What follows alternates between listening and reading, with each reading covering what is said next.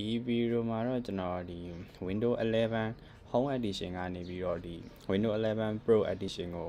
ဒီ Windows ရဲ့ data တွေ Windows ပြန်တင်စရာမလိုဘဲနဲ့ပြောင်းတဲ့နည်းလေးပြောပြပေးမှာပေါ့နော်ဒီလိုလုပ်ဖို့အတွက်ဆိုရင်တော့လိုအပ်တာကွန်ပျူတာမှာ internet connection ရှိဖို့ရယ်ဒီပြီးတော့ license key ပေါ့နော်license key ရှိဖို့လိုအပ်ပါတယ်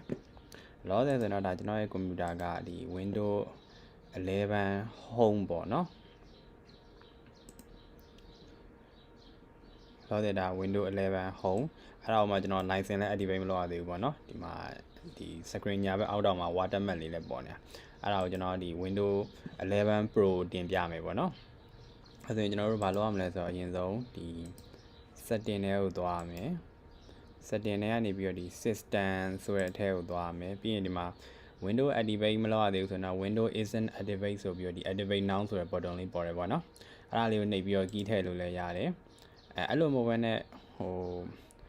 ဆောနာဒီ system နေရာမှာဒီ Windows isn't activate ဆိုတဲ့စာလေးမပေါ်ရင်လည်းဒီ system တွေကအောက်ကိုနည်းနည်းလေး scroll down လုပ်ပြီးတော့ activation ကိုတစ်ချက်နှိပ်လိုက်ပါဒီ activation ထဲမှာဒီ chain protect key ဆိုတာလေးပေါ့နော် icon လေးကိုနှိပ်ရမှာ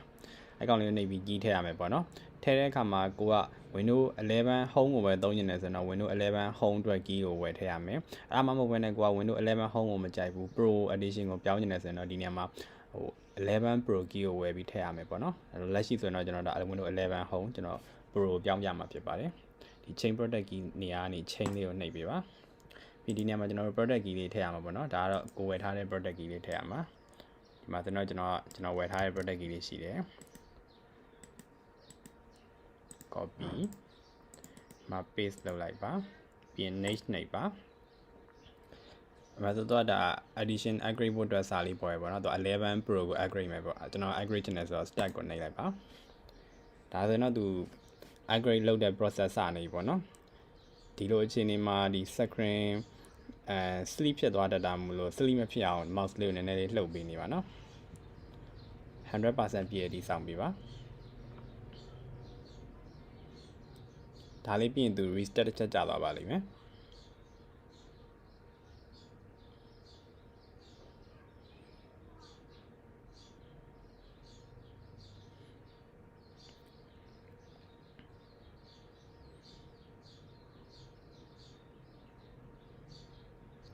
ဒီလို 100% မှာကြာနေလဲကွန်ပျူတာကိုမပိတ်လိုက်ပါနဲ့ဟိုစိတ်ရှည်ရှည်လေးစောင့်ပေးဖို့လိုပါတယ်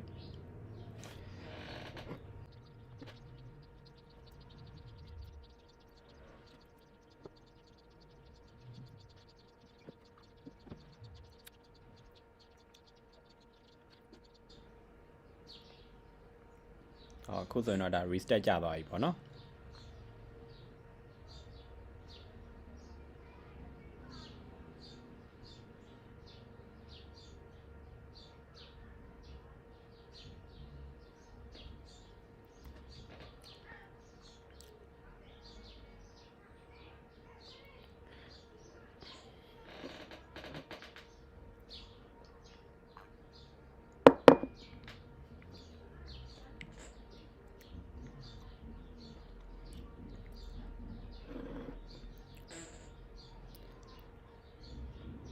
ဒါဆိုရင်တော့ဒါ Windows ပြန်တက်လာတဲ့အခါကျန်တဲ့ percent လေးထပ် upgrade လုပ်နေရပါတော့ဒါလေးလည်းစောင့်ပြီးဖို့လိုပါတယ်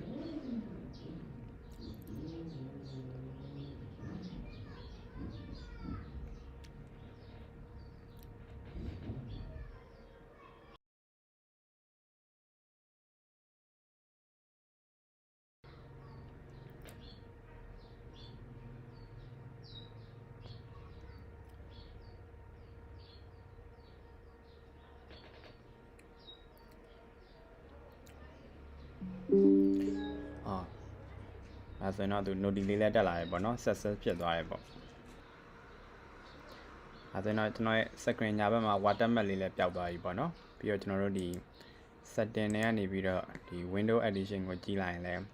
Pro ဖြစ်သွားပြီပေါ့နော်ဒါဆိုဒါ Windows 11 Pro ဖြစ်သွားပြီ license လည်း activate ဖြစ်သွားပြီပေါ့နော်ဒီ system တွေက